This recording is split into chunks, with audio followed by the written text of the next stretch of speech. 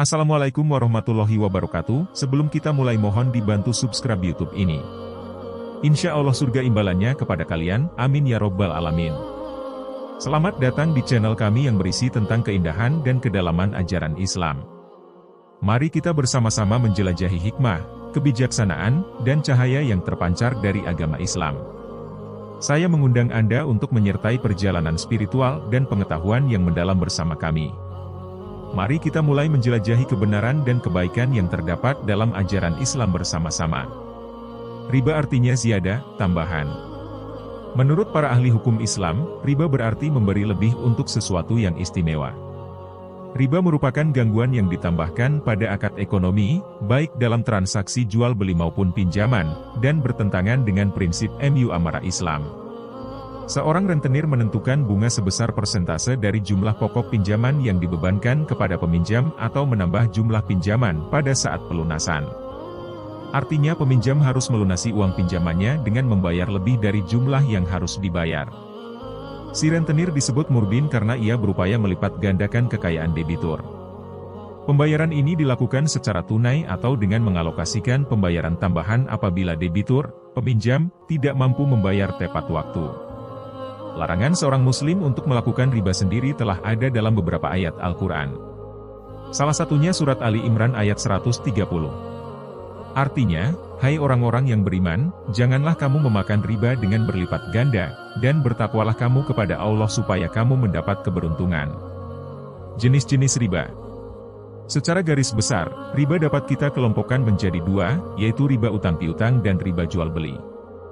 Berikut adalah penjelasan selengkapnya. Riba dalam transaksi utang piutang. Riba utang piutang terbagi lagi menjadi dua, yakni riba kad dan riba jahiliyah. Simak penjelasannya berikut. 1. Riba kad. Jenis riba ini merupakan sejumlah kelebihan tertentu yang diminta oleh pihak pemberi utang terhadap peminjam saat waktu mengembalikannya.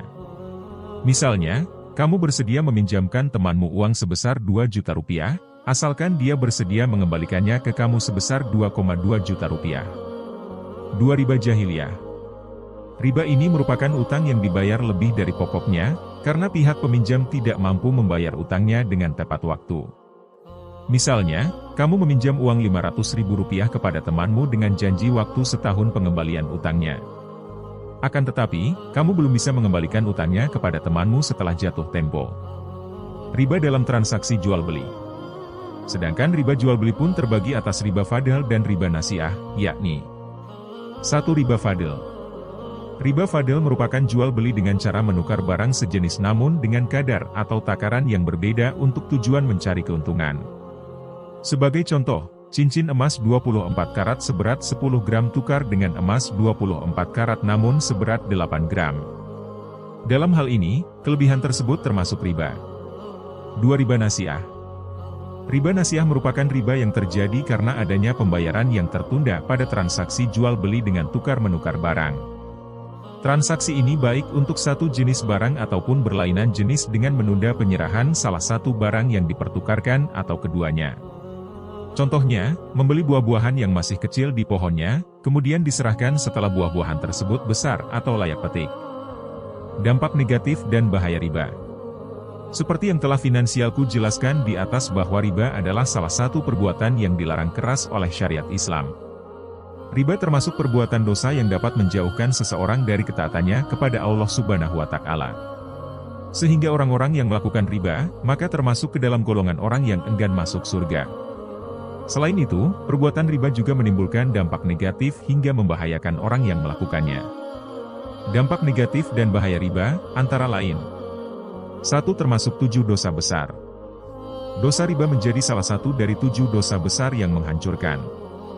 Hal ini telah Rasulullah Shallallahu Alaihi Wasallam tetapkan dalam sebuah hadis. Dari Abu Hurairah berkata bahwa Rasulullah Shallallahu Alaihi Wasallam bersabda, jauhilah dari kalian 7 hal yang mencelakakan. Para sahabat kemudian bertanya, apa saja wahai Rasulullah?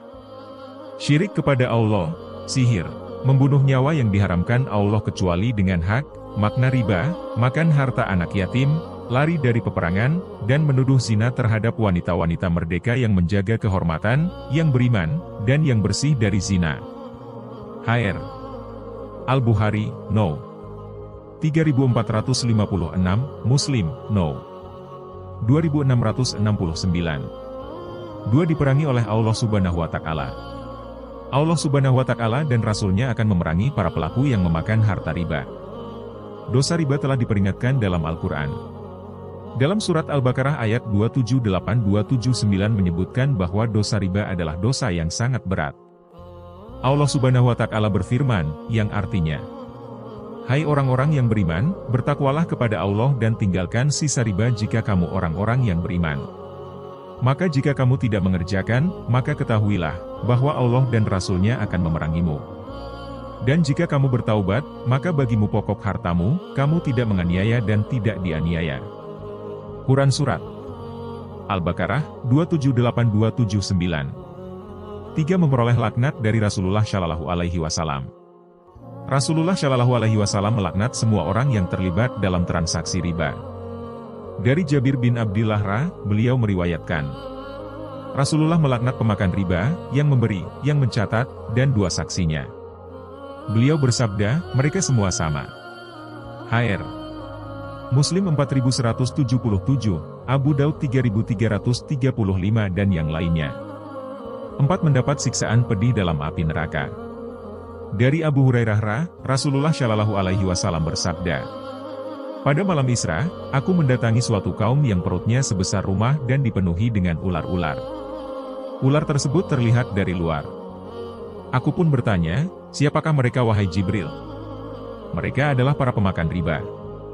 Jawab beliau, HR Ibnu Majah, HR Ahmad. Artinya, dosa riba ini sangat berat siksaannya. Bahkan, Ali Al-Qori mengatakan dosa riba lebih besar daripada zina, dari sisi bahwa riba berkaitan dengan hak-hak para hamba. Dalam hadis dari Ibnu Mas'ud, Rasulullah Shallallahu Alaihi Wasallam bersabda, riba itu ada 73 pintu. Pintu riba yang paling ringan, seperti seorang lelaki yang berzina dengan ibunya. HR Hakim 2259 dan disyahihkan Ed-Zahabi. 5 hilangnya berkah harta dan berkurangnya rezeki. Dosa riba juga membuat hilangnya keberkahan harta dan berkurangnya rezeki. Secara kasat mata, para pelaku riba akan mendapatkan keuntungan secara cepat. Mereka mendapatkan keuntungan dari kelipatan pinjaman. Namun, jika kita sadari lebih jauh lagi, tidak ada keberkahan di dalamnya. Mereka justru akan merugi. Punya keuntungan banyak, tetapi cepat habis entah kemana. Ibnu Mas'ud meriwayatkan, dari Nabi Muhammad SAW bersabda, riba membuat sesuatu jadi bertambah banyak. Namun ujungnya riba makin membuat sedikit jumlah, maupun sedikit berkah, pen. HR Ibnu Majah, No. 2279, Al-Hakim, 2:37. 6 mengakibatkan krisis ekonomi. Salah satu dampak negatif dan bahaya riba yakni menyebabkan krisis ekonomi. Sebab, jumlah pinjaman yang dikembalikan, harus lebih besar dari pinjaman awal. Faktanya, banyak peminjam yang tidak bisa membayar utang karena bunga pinjaman yang tinggi. Dampaknya utang tidak bisa lunas, tetapi penghasilan sudah terkuras untuk membayar bunganya saja. Jika tak teratasi, maka bisa menyebabkan kebangkrutan sehingga membuat hidup seseorang menjadi berantakan. 7 sedekah, infak, dan zakat kita tertolak. Tidak akan Allah Subhanahu wa Ta'ala terima harta yang kita sedekahkan yang berasal dari hasil riba. Nabi Muhammad Shallallahu Alaihi Wasallam bersabda, wahai manusia, sesungguhnya Allah itu maha baik dan tidak akan menerima sesuatu kecuali yang baik. HR Muslim 27030 1015, dari Abu Hurairah. Jadi, kekayaan hasil riba yang kita sedekahkan, infakkan, dan wakafkan hingga kita zakatkan tidak akan berbuah kebaikan bagi para pelakunya. 8 doa jadi sukar terkabul. Selanjutnya, dosa riba juga akan membuat doa-doa yang kita panjatkan menjadi sulit untuk terkabulkan. Allah Subhanahu wa Ta'ala memberikan azab di dunia bagi para pemakan harta riba. Pikirkanlah betapa meruginya ketika setiap hari beribadah dan menjalankan perintah Allah Subhanahu wa Ta'ala, namun doa kita tidak diterima dan tidak pula dikabulkan Allah Subhanahu wa Ta'ala. Sebab, tubuh yang di dalamnya mengalir sesuatu yang haram, oleh Allah Subhanahu wa Ta'ala doanya akan sulit terkabul. Padahal Allah Subhanahu wa Ta'ala sangat suka apabila hambanya berdoa kepadanya.